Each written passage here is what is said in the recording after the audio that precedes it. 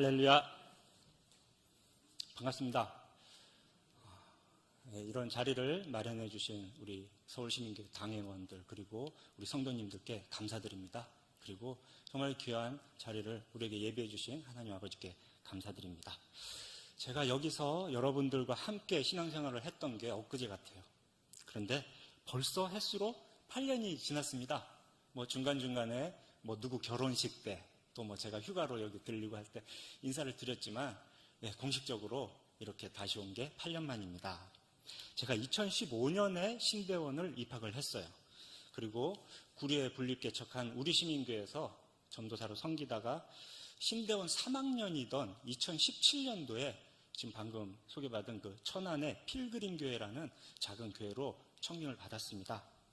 제가 거기서 전도사, 강도사 그리고 담임목사로 청빙을 받았던 게 2020년 그렇게 담임목사로 안수를 받았습니다. 그때부터 지금까지 이제 만 2년 이상 필그림교회를 담임을 하고 있는데요. 우리 필그림교회는 굉장히 작은 교회입니다. 신대원 교수님이신 변정길 교수님께서 2005년부터 쭉 이렇게 지도하고 계셨던 교회인데 15년 동안 담임 목사가 세워지지 않았던 그런 작은 교회였어요. 그런 곳에서 제가 담임 목사가 되고 또 이어서 장로도 세워지고 참 그런 귀한 은혜를 받았습니다. 근데 거기에서 제가 뒤돌아보니까 그렇게 된 데는 하나님께서 이 서울시민교회로부터 받은 유산을 사용하게 하신 게 아닌가 이런 생각이 들더라고요. 그 유산이란 게 뭐냐면 두 가지인데요. 첫째 유산은 주일 오전 예배 설교 본문을 정하는 겁니다. 여러분들은 아주 익숙하겠지만 다른 데서는 이렇게 잘 안 하거든요. 우리가 다 같이 묵상하는 복 있는 사람 본문 중에 하나를 주일 오전에 예배 설교를 했던 거죠. 다 서울시민교회에서 배운 대로입니다 라면서 그렇게 시작을 했습니다. 설교 본문을 제가 임의로 정하지 않고 이렇게 주어지는 대로 그대로 그 주마다 매주 새롭게 연구를 해서 설교를 하니까 말씀드렸잖아요. 전도사 때부터 시작했거든요. 강도사를 하고 있을 때인데 이런 미숙한 초보 목회자의 설교임에도 불구하고 우리 성도님들께서 다 이게 하나님의 말씀이구나 이렇게 들어주셨어요. 그래서 담임 목사가 될 수 있던 게 아닌가 이런 생각을 합니다. 그리고 또 하나의 유산이 오늘 설교와 관련이 되어 있는데요. 제가 서울시민교회에서 보았던 그림 한 장입니다. 저 뒤에 있어요. 여기서는 안 보이는 게 참 감사한데 박신호 선교사님의 그림. 우리가 흔히 이제 돌아온 탕자라고 얘기하는 그 그림이 있는데요. 그 그림 원래 제목 아십니까? 제가 와서 보니까 그림 제목이 여기는 없더라고요. 그냥 계단 조심하세요 이런 팻말만 있더라고요. 아버지께로 돌아오다라는 제목이 따로 있습니다. 우리가 다 아는 이야기잖아요. 오늘 우리가 읽은 이야기 누가복음 15장 흔히 탕자의 비유라고 하는 거 아주 익숙한 이야기고요. 또 우리가 살다 보면 이 주제로 그린 다른 화가들의 그림을 또 많이 보게 됩니다. 흔한 거예요. 그런데 제가 서울시민교회에서 계단을 오르락 내리락 하면서 보았던 그 그림은 굉장히 낯설었습니다. 이제는 알아요. 이 비유의 주인공이 탕자가 아니라 아버지다. 신앙생활 하다 보니까 여러 목사님들의 설교를 통해서 그래 이 비유의 핵심은 아버지야. 주인공은 아버지야. 자, 이걸 안단 말이죠. 그걸 알고 저 그림을 봤는데 그래도 낯설더라고요. 여러분 머릿속에는 어떤 기억으로 남아 있습니까? 혹시 그림 잠깐 띄워주실 수 있나요? 보셔야 아닌 건 아니죠. 저는 떠난 지 오래됐지만 여러분들은 매일 보고 계신 걸로 생각합니다. 저처럼 이 서울시민교회를 떠나서 시간이 흐르면 이 기억 속에서 저 그림이 점점 흐려져요. 시간이 지날수록 그 윤곽은 점점 기억이 안 납니다. 그런데 딱 하나가 더 또렷해지는 게 있었어요. 여러분은 어떠세요? 저 그림을 볼 때. 손이 크다 이런 생각 들지 않습니까? 어떻게 저렇게 손마디가 굵지? 제가 그게 낯설었나 봅니다. 시간이 흐를수록 점점 더 그때 서울시민교회에서 보았던 그 그림에 아버지의 손이 왜 그렇게 두꺼웠지? 왜 그렇게 크게 느껴졌지? 아니, 우리가 주인공으로 생각했던 아들은 왜 보이지도 않았지? 그렇게 아버지의 손만 보이더라고요. 그래서 제가 신대원에 가서 배웠습니다. 그리고 배운 대로 그 본문을 연구를 해봤어요. 연구하고 묵상하고. 우리 시민교회에서 제일 먼저 그 본문으로 설교를 한번 했습니다. 그리고 필그림교회에 부름을 받았을 때 가자마자 첫날부터 우리 교수님께서 얘기하시더라고요. 목회자는 설교로 인사하는 것이다. 뭐 이런 데서 막 인사하고 그러지 말고 그냥 설교만 딱 해라. 바로 그 본문으로 첫 설교를 했습니다. 나중에 제가 담임 목사가 되고 나서 이제 각 개인들을, 각 가정들을 신방을 하는데 몇 분이 똑같은 말씀을 하시는 거예요. 2017년 그때 사실 교회를 떠나려고 했다. 필그림 교회를 이제 떠나야 되겠다는 생각을 하고 있었는데 전도사 한 명이 오더니 설교를 하더라. 그 설교를 듣고 좀 더 있어보자 이런 생각을 하셨답니다. 몇 분이 그랬어요. 그분들이 지금 저희 교회의 장로님이 되시고 권사님이 되셨습니다. 이게 저는 서울시민교회 유산이라고 생각합니다. 사실 교수님이 15년을 설교를 하신다니까 성도들의 귀가 얼마나 높아 있겠습니까? 근데 그들을 만족시켰다기보다는 어쨌든 그래 좀 기다려보자 이런 마음을 주었던 게 첫째, 설교 본문을 제가 정하지 않았던 것. 두 번째, 이 누가복음 15장의 말씀에서 다 같이 누리는 감동. 그 덕분에 필그림교회라는 이 천안의 작은 교회에 담임 목사도 세워지고 장로도 세워져서 천안에서는 정말 귀한 건데 조직교회가 하나가 세워졌습니다. 그때 생각을 했습니다. 제가 혹시 서울시민교회에 초청을 받아서 우리 성도님들과 말씀을 나눌 기회가 있다면 요 본문으로 함께 나눠야 되겠다라고요. 오늘이 그날입니다. 시민 퀴즈와 함께하는 말씀 축제. 사실 뭐 저는 여기 와서 결혼하고 신앙생활을 시작해서 퀴즈라고 하긴 좀 그런데요. 축제가 축제다우려면 먹을 거든지 누릴 거든지 다양해야 좋다고 생각을 합니다. 제가 오늘 설교하는 게 그런 다양한 것 중에 하나였으면 좋겠어요. 이제 뭐 담임 목사 된 지 2년밖에 안 됐고 그 초짜 목사가 무슨 다양함을 드리겠느냐 하는데 제가 드릴 수 있는 다양함은 딴 게 아니라 이제 제가 공대 출신이다라는 거죠. 다른 목사님들 대부분 문과생입니다. 자, 익숙한 이 말씀도 이런 공대생의 그런 색다른 해석으로, 색다른 표현으로 이렇게 들으시면 아마 이 말씀 축제가 더 풍성해지지 않을까 그런 생각을 합니다. 하나님께서 이 서울시민교회에 부어주실 그런 풍성한 은혜를 기대하면서 우리 함께 말씀을 들어봅시다. 우리가 읽은 본문 처음이 이렇게 시작합니다. 또 이르시되라고요.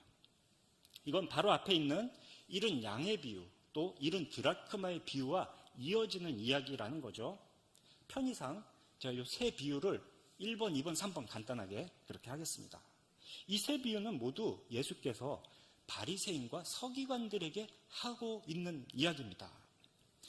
가만히 보면 이 세 개가 다 형식이나 주제가 똑같아요. 뭐 차이가 있다면 1번과 2번은 짧다, 3번은 길다, 뭐 요 정도죠. 짧고 간단한 1번과 2번에서는 우린 마치 잘 정리된 공식을 발견할 수 있는 것 같아요. 그에 비해서 우리가 오늘 읽은 요 3번 비유는 길고 복잡합니다. 그리고 끝이 허전해요. 이게 무슨 차이가 있냐면 1번과 2번 비유 끝에는 예수님이 한 줄 정리를 해주셨는데 3번에는 그런 게 없거든요. 어쨌든 우리는 이 세 번째 비유에서 하나님의 뜻을 찾아야 됩니다. 자, 일단 공식부터 정리를 해보겠습니다. 공대생을 쫓아오는 거예요. 세 비유의 공통점을 뽑아보니까 4가지로 정리가 됩니다. 첫째, 세 비유가 모두 무엇을 가진 어떤 사람이 있는데 라고 시작을 합니다.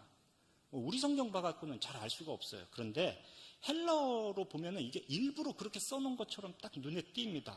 제가 각 비유의 시작 부분만 이 원문의 느낌이 살도록 살짝 바꿔서 읽어드릴게요. 한번 보면서 들으세요. 4절, 100마리의 양을 가진 어떤 사람이 있는데. 8절, 10 드라크마를 가진 어떤 여자가 있는데. 11절, 2 아들을 가진 어떤 사람이 있는데. 똑같죠? 자, 참고로 그 다음 것도 똑같아요. 16장의 불의한 청지기 비유도 이어지는 겁니다. 한 청지기를 가진 어떤 부자가 있는데, 그래서 이 이야기를 듣는 바리새인과 서기관들의 반응이 어디서 나오냐면 이 불의한 청지기가 끝나는 데서 반응이 나타납니다. 그래서 제가 16장까지 살짝 걸고 들어갑니다. 자, 어쨌든 이 첫 번째 공통점이 무슨 의미를 주는가? 이 세 비유의 주인공이 다 그 어떤 사람이라는 겁니다. 목자이고 여자이고 아버지라는 거죠. 자, 이제 두 번째 공통점입니다. 그 어떤 사람이 가졌던 것 중 하나를 잃었다가 찾았다. 이게 이 세 이야기의 공통점이에요. 1번, 잃은 양은 어떻게 찾았나요? 목자가 찾아내기까지 찾아다녔다고 합니다. 산 넘고 물 건너 돌아다니면서 양의 이름을 소리쳤을 거예요. 그럼 목자의 목소리를 들으면 양이 대답을 하는 겁니다. 매 하고, 저 여기 있어요. 저 좀 살려주세요. 라고요. 이거 다 아시죠? 양은 목자의 음성을 기억하니까요. 자, 2번, 드라크마 동전은 입도 없고 귀도 없고 그래서 불러서 찾을 수는 없어요. 그러니까 잃어버린 여자가 구석구석 등불을 비춰들고 쓸면서 찾았다고 합니다.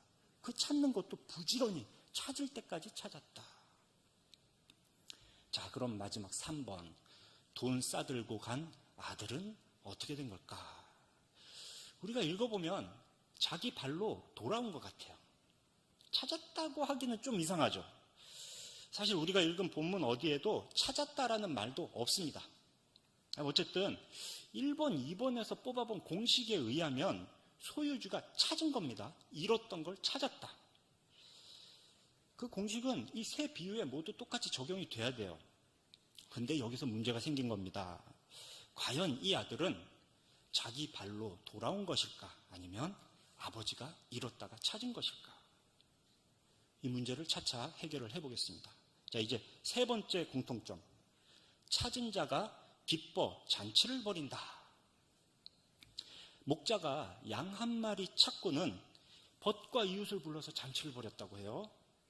두 번째 그 여자도 마찬가지입니다. 세 번째의 아버지는 살찐 송아지 한 마리를 잡아서 냈다고 합니다. 큰 돈이 들었겠죠.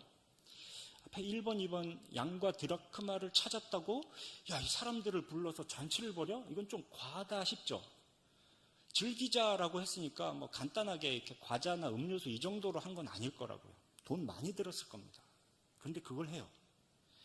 자, 그럼 세 번째, 잃었던 아들이 돌아왔으니까 그 아버지 입장에서 송아지 한 마리? 이 정도는 공감이 되시죠? 아유, 아들을 찾았는데 그만하지. 예, 그러면 여러분들은 그 아버지의 마음을 가지신 겁니다. 마지막 네 번째 공통점입니다. 각 비유의 끝에 보면은 예수님께서 한 줄 정리를 해주세요. 죄인 한 사람이 회개하면 하나님께서 또 하늘에서 기뻐하신다라고요. 7절과 10절을 보면 여기 내용이 있습니다. 자, 그런데 우리가 읽은 이 세 번째 비유에는 이게 없어요. 일단 본문 중에 회개라는 글자도 없습니다. 회개한 걸 기뻐한다고 했는데 회개가 없어요. 이것도 문제죠.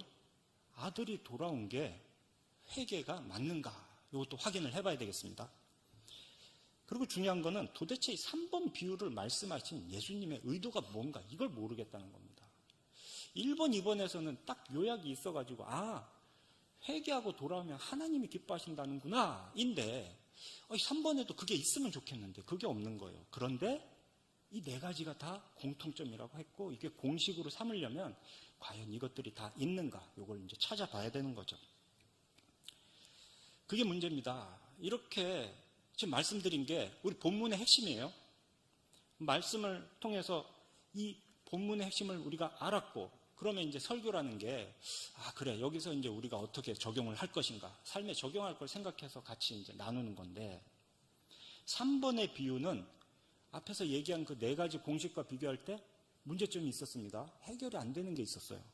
그게 해결돼야 그래 이것들이 다 이 비유의 핵심이야 라고 말을 할 수 있겠죠. 문제가 세 가지입니다. 첫째, 작은 아들도 회개한 것인가?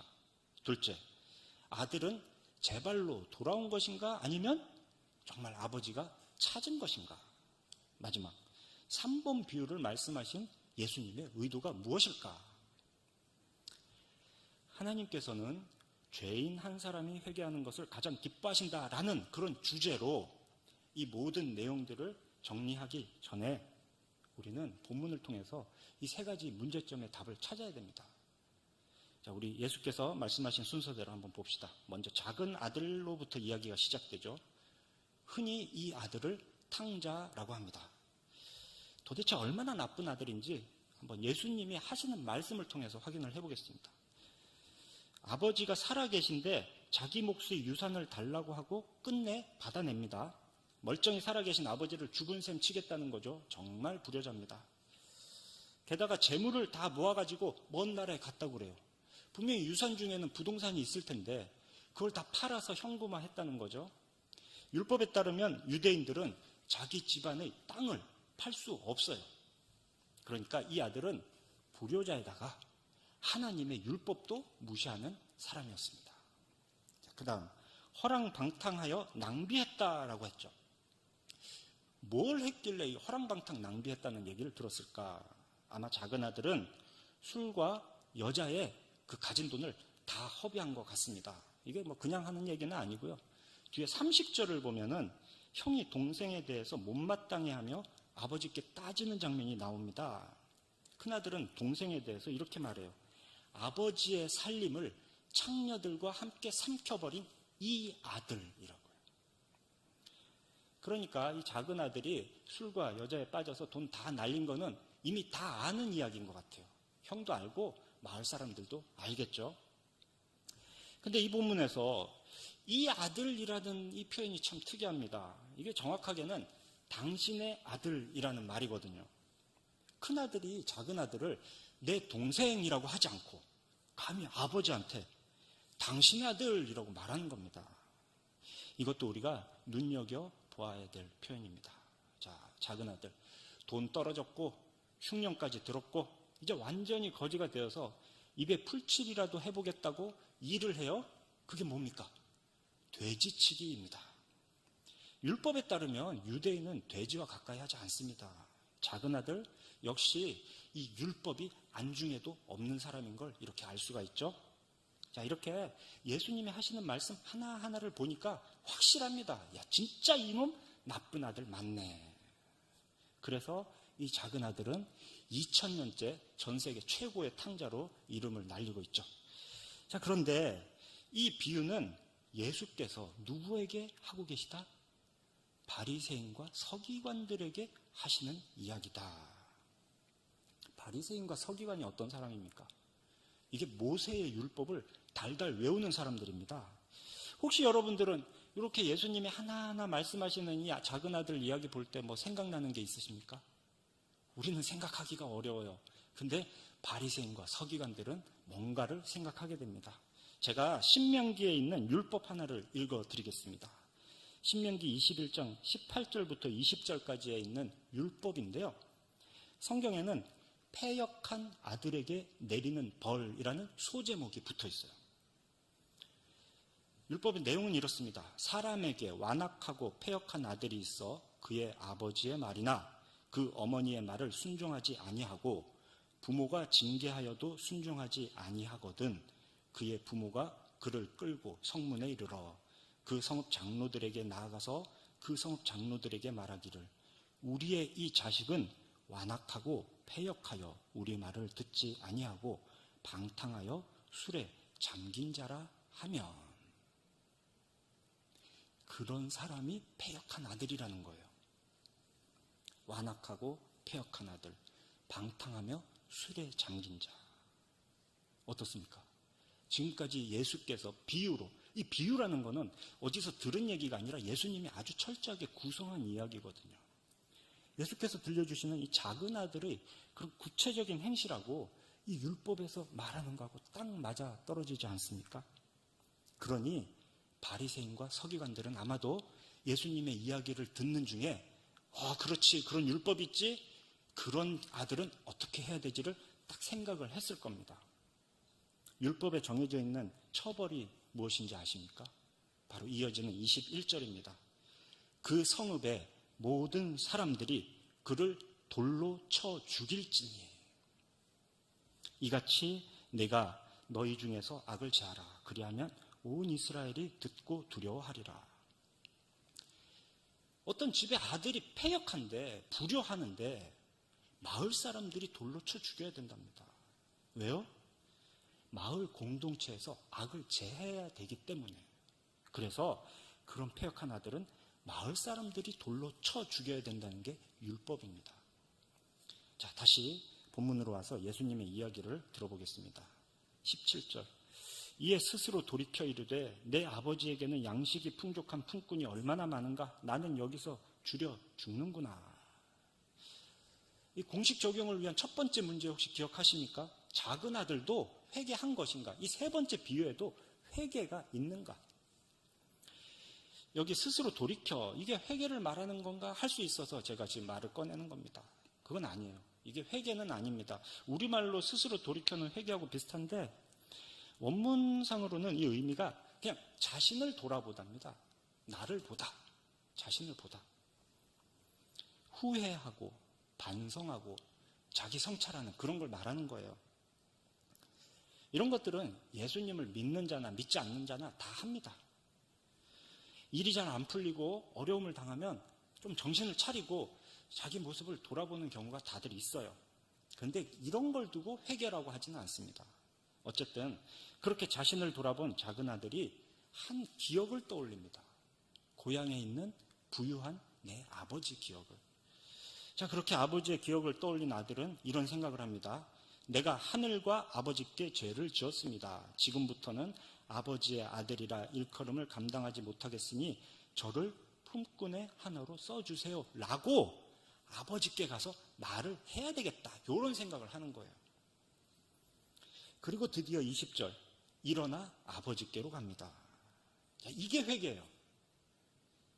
요 18, 19, 20절에서 나타나는 이 아들의 행동. 자기 죄를 인정하고 아버지의 긍휼을 구하고 현재 죄의 상태에서 일어나서 아버지께로 돌아가는 거. 그래서 여러 신앙 고백서의 회개라는 부분을 찾아보면 의외로 누가복음의 비유 이 부분을 근거 구절로 인도를 하고 있습니다. 이렇게 그 첫 번째 문제가 해결되는 겁니다. 이 세 번째 비유에서 과연 회개가 있느냐? 예, 이렇게 회개가 있는 겁니다. 회개라는 글자는 없지만 이 아들이 한 것이 바로 회개입니다. 자, 그런데 아직 문제가 두 개가 더 남았습니다. 그 중에 하나, 아들은 자기 의지로 돌아온 것일까? 아니면 아버지가 찾은 것일까? 여기까지만 보면 아들은 분명히 자기의 판단에 따라서 자기 발로 고향으로 돌아온 것 같아요. 그런데 이 문제를 염두에 두고 이제 이야기의 절정인 아버지와 이 작은 아들의 상봉 장면을 우리가 봐야겠죠? 20절. 아직 거리가 먼데 아버지는 아들을 보고 치근히 여겨 달려가 목을 안고 입을 맞춥니다. 왜 그랬을까? 조금 전 우리가 함께 보았던 그 신명기 21장에 패역한 아들에 대한 벌이라는 그 율법 기억하시죠? 그런데 지금 이렇게 고향 마을로 돌아오는 작은 아들이 이 율법을 알고는 있었을까요? 염두에는 두고 있었을까요? 성읍 문을 들어가기도 전에 마을 사람들이 던지는 돌에 맞아 죽을 수도 있다는 생각을 하긴 했을까요? 아마도 그냥 자기가 잘못했으니까 거기에 반성하고 또 아버지 집에 가서도 그냥 품꾼처럼 좀 불편해도 그 정도는 내가 감수해야 되겠지. 아마 이런 마음으로 오고 있었을 겁니다. 왜냐하면 이 아들은 원래 율법이라는 게 안중에도 없던 사람이었거든요. 그런데 율법의 생각은 아들과 다르잖아요. 이야기의 정황상 마을 사람들이 지금 아들이 어디 가서 뭐라고 사는지 다 안단 말이죠. 술과 여자로 돈을 허비해버렸다. 아버지께 패역하고 집을 나간 아들이다. 그러니 아버지가 따로 이렇게 성문 앞에 끌고 가 장로들에게 고발하지 않아도 마을 사람들은 단단히 벼르고 있었을 겁니다. 돌아오기만 해봐 돌로 쳐 죽여야지. 왜요? 이 작은 아들이 했던 악행은 그 집안의 문제가 아니고요. 마을 공동체의 악의 문제였거든요. 율법에 따르면. 그렇게 율법에 따라 정죄되는 것, 마을 사람들이 던지는 돌에 맞아 죽을 이 아이를 살리는 방법은 딱 하나입니다. 이 아이는 패역한 아들이 아니다. 내 사랑하는 착한 아들이다 라고 아버지가 마을 사람들 앞에서 보여주는 겁니다. 그래서 아들이 돌아올 때 아버지는 마을 어귀에 나가 계셨습니다. 멀리서 돌아오는 아들의 모습이 보이자마자 달려가서 그 아들을 부둥켜 안고 입을 맞췄어요. 저 뒤에 있는 그 그림에서 아버지의 손이 그렇게 크고 굵었던 것, 혹시라도 날아올 돌멩이로부터 아들을 보호하기 위함이 아니었나, 그런 생각을 하게 됩니다. 아버지는 그렇게 아들을 감싸 안고 입을 맞춰요. 그런데 아들은 그냥 자기가 그 앞에 생각했던 말을 그냥 줄줄줄 똑같이 읊고 있습니다. 21절 보면 아버지, 제가 죄인이고 아들이라고 하기에는 면목이 없고 중얼중얼 하는데 거기서 딱 끝나요. 아버지는 그런 말을 아들에게 듣고 싶은 게 아닙니다. 품꾼이 된다? 그 아이가 잘못했던 거를 갚기에는 택도 없는 이야기예요. 어림도 없고요. 오히려 그게 더 아버지의 마음을 아프게 하는 거잖아요. 더 큰 불효입니다. 그러나 우리 성경에는 없는데요. 원문이나 영어 성경에는 이 22절 앞에 그러나라고 접속사가 붙어 있어요. 그러나 아들은 자신을 품꾼의 하나로 여겨달라고 하는데, 그러나 아버지는 종들에게 명하여 제일 좋은 옷을 입히고 가락지를 띄우고 발에 신을 신깁니다. 그렇게 해서 내 사랑하는 아들이라는 것을 모두에게 보여주는 거죠. 이 아이는 패역한 아들이 아니고 내 착한 아들이다 라는 것을 온 마을 사람들 앞에서 그렇게 선언을 하는 겁니다. 이것이 죄인을 의롭다 하시고 자녀 삼으시는 그 아버지의 사랑입니다. 이 작은 아들에게 아무것도 요구하지 않기 때문에 우리는 이것을 값없는 하나님의 은혜라고 이야기하죠. 그런데 이 은혜에 값이 없다? 값이 없다는 건 아들 입장에서 하는 말이고요. 율법은 철저하게 값을 요구합니다. 생명을 내놔라고요. 비유에는 없는 이야기지만 마을 사람들의 입장에서 한번 생각해 볼 수가 있어요. 아버지가 저렇게 하니까 그럼 없는 셈 치자, 그냥 싱겁게 그렇게 끝날 것 같습니까? 그렇지 않아요. 마을 사람들 이제는 그 아버지를 비난합니다. 율법을 무시하는 자라고. 지금 예수께서 안식일에 병든 자를 고치실 때, 지금 예수께서 세리와 죄인과 함께 식사하실 때, 지금 예수께서 그들에게 하나님 나라를 전하시고 구원을 선포하실 때 받은 비난이 바로 그것입니다. 이 이야기가 거기서 시작된 거예요. 그러니까 바리새인과 서기관들이 수군거렸거든요. 수군거린다라는 말이 비난한다는 말입니다. 결국 그들은 예수님을 십자가에 못 박았습니다. 우리 하늘아버지는 그렇게 우리의 죄값을 독생자 예수의 생명으로 치르셨습니다. 24절을 봅시다. 이 내 아들은 죽었다가 다시 살아났다라고 하죠. 아버지를 떠난 패역한 그 아들, 언제 죽었습니까? 먹을 게 없어서 굶어 죽었나요? 아니, 안 죽었어요. 굶어 죽지는 않았어요. 죽기 직전까지 왔지. 언제 죽었느냐? 그 아들은 율법 앞에 선다면 벌써 돌에 맞아 죽었어야 되는 존재라는 거죠. 아버지를 그런 식으로 떠났을 때 이미 죽은 자입니다. 그런데 그 뒤로 아버지가 이렇게 말합니다. 죽었다가 살았다라고. 잃었다가 얻었다라고요. 근데 여기서 잃었다가 얻었노라라는 이게 참 중요한데요. 이게 정확하게는 잃었다가 찾았노라입니다. 32절에 같은 말이 있어요. 내가 잃었다가 얻었기로. 이것도 똑같아요. 내가 잃었다가 찾았기로. 앞에 1번과 2번 비유와 똑같이 그냥 찾은 거예요. 찾았다라는 똑같은 동사로 원어에 쓰여져 있는데 그냥 한글 성경에는 아쉽게도 이제 문맥상 얻었다라고 번역을 한 것 같아요. 참 한글 성경 번역이 아쉽습니다. 똑같이 찾다라는 동사가 쓰였어요. 얻었다라고 하지 않고 그냥 찾았다라고 하면 이 두 번째 문제는 생각할 필요도 없는 거죠. 그냥 읽으면 아는 겁니다. 아, 지금 아버지가 아들을 찾은 거구나라고. 이게 두 번째 의문점의 답인 거죠. 아들은 제 발로 돌아온 것일까? 아버지가 찾은 것일까? 그냥 이런 겁니다. 아버지가 잃었다가 찾은 이야기예요. 예수님이 분명히 말씀하십니다. 아버지가 잃었던 아들을 찾은 것이다. 자, 그러면 내용상으로는 어떻습니까?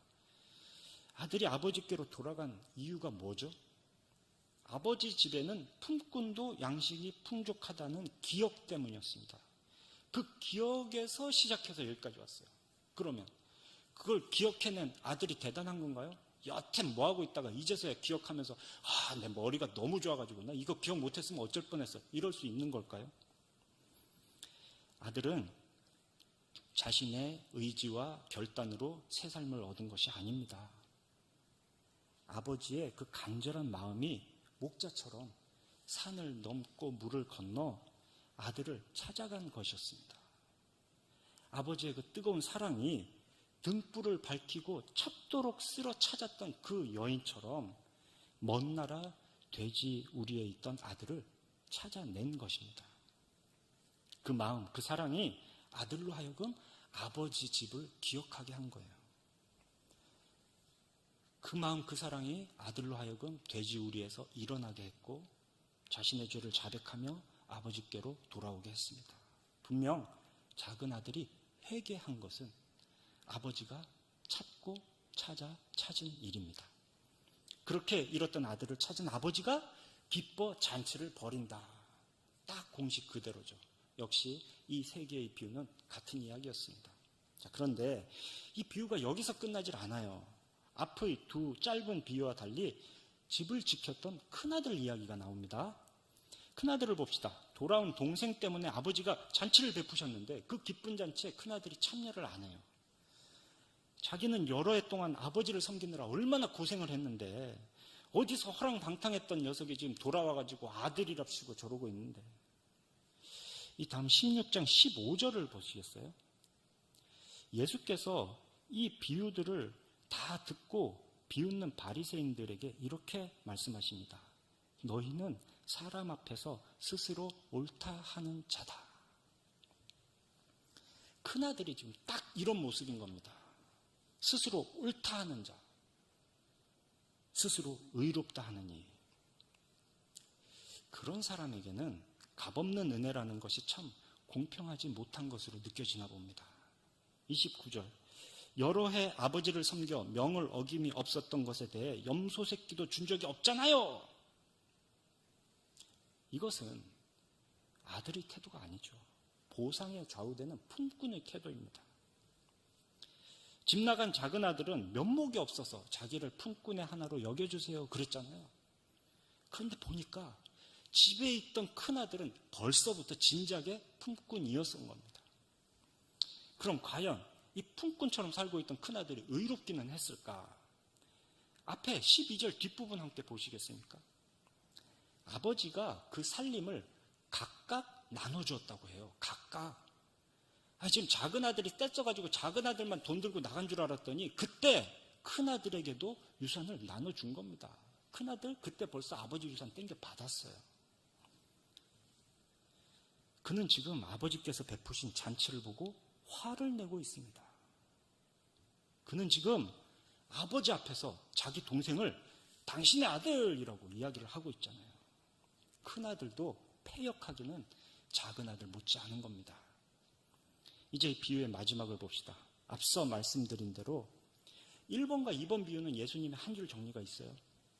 근데 3번에는 정리가 없어가지고 이 주제가 뭔가, 그 한 줄 정리 대신 우리가 즐거워하고 기뻐하는 것이 마땅하다라는 말씀으로 비유가 끝이 납니다. 예수님 도대체 이 세 번째 비유에서 무슨 말씀을 하시는 걸까요? 일단 이 비유가 전체가 의미가 있어요. 우리가 어떻게 구원받았는지를 이 이야기를 통해서 확실히 알 수가 있습니다. 죄인을 찾아 회개하게 하시고 그렇게 돌아온 한 사람으로 인해서 기뻐하시는 그 하나님 아버지의 한량없는 은혜와 긍휼을 우린 분명히 깨달을 수 있습니다. 작은 아들이 자기 의지로 돌아온 것처럼 보이지만 그 일은 분명히 아버지가 찾고 찾으신 일이란 걸 우리는 압니다. 작은 아들을 그렇게 회개로 이끄신 분, 앞의 두 비유와 같이 양을 찾았던 목자와 같이 드라크마를 찾은 여인과 같이 잃어버린 아들을 찾도록 찾았던 아버지예요. 그게 우리의 회개의 의미입니다. 죄에 빠져 살던 우리를 회개하도록 이끄시는 분은 바로 하나님 아버지이신 거죠. 거기에 우리의 공로가 없다. 이게 단순히 교리가 아닙니다. 예수님이 그 얘기를 하고 계시는 거예요. 요한복음 6장 4절에서 나를 보내신 아버지께서 이끌지 아니하시면 아무도 내게 올 수 없다라고 하시잖아요. 사도행전 11장 18절에서 베드로도 하나님께서 이방인에게도 생명 얻는 회개를 주셨다라고 합니다. 회개는 하나님이 주시는 거예요. 사도 바울도 디모데후서 2장 25절에서 하나님이 그들에게 회개함을 주사, 아들이 지발로 걸어온 것 같고 우리가 내 마음으로 회개한 것 같지만 하나님 아버지께서 그렇게 우리를 회개하게 해주셨어요. 그러고는 착하다고 이쁘다고 자녀를 삼아 주셨습니다. 회개의 주체가 하나님이시기에 우리는 우리 자신의 회개에 대해서 함부로 자랑해서도 안 됩니다. 또한 쉽게 낙담해서도 안 돼요. 다른 사람의 회개에 대해서 함부로 이렇다 저렇다 평가해서도 안 됩니다.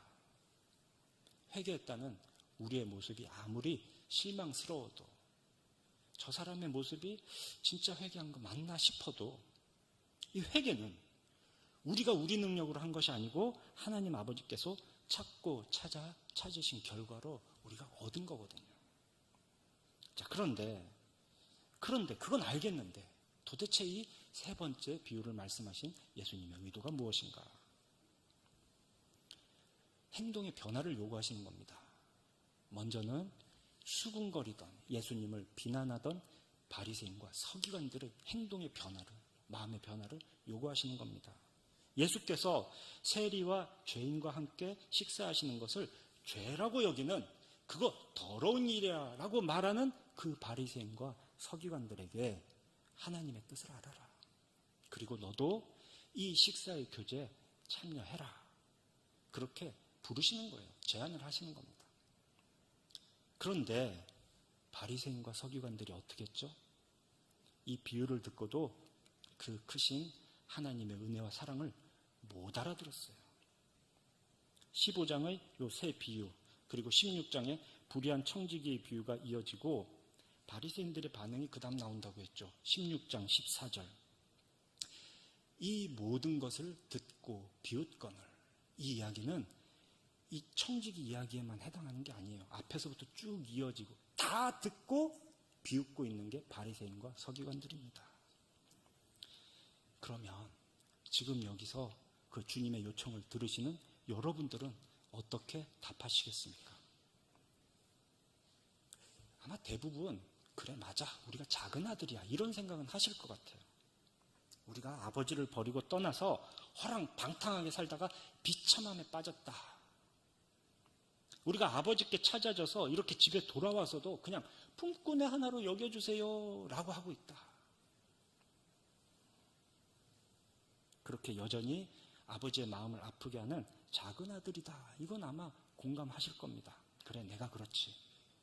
그러면 아버지의 집에서 모든 것을 누리면서도 원망으로 가득 찬 그 품꾼 같은 마음으로 살던 큰아들은 어떻습니까?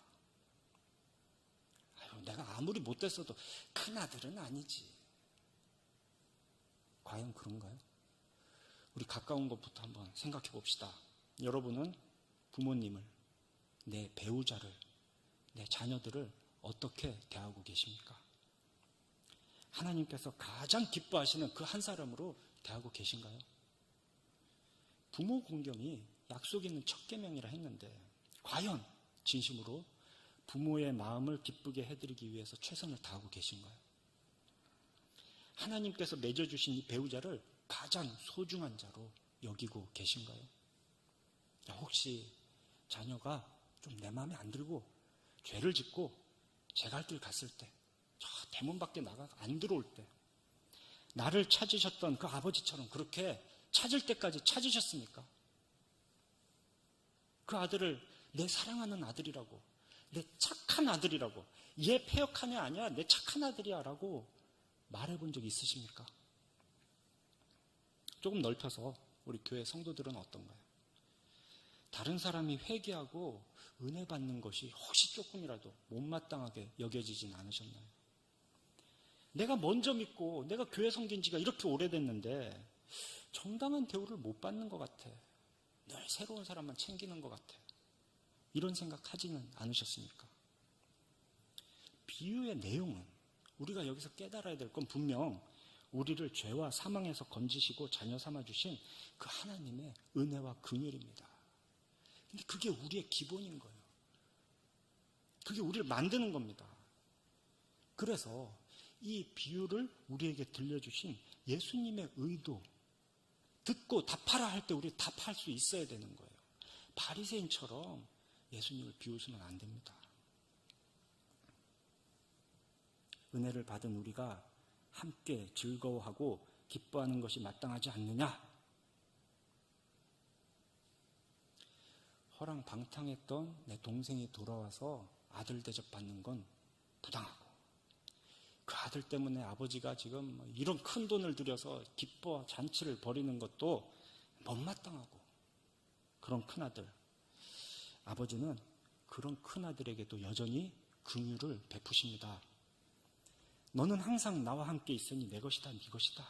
죽었던 너의 동생이 살아왔고 잃었던 내 아들을 찾았으니 너도 함께 즐거워하고 기뻐하자라고 하시는 말씀, 이거 씩씩대면서 지금 대문 밖에 서서 버티는 큰아들에게 아버지가 사랑으로 권하는 말씀입니다. 대문 밖까지 찾아 나온 거예요. 그 잔치 중에 함께 즐거운 잔치에 동참하자고 권하시는 그 아버지, 그 아버지가 바로 나의 아버지잖아요. 그러니까 나는 대문 밖에 서 있는 그를 나의 형이라고 불러야 합니다.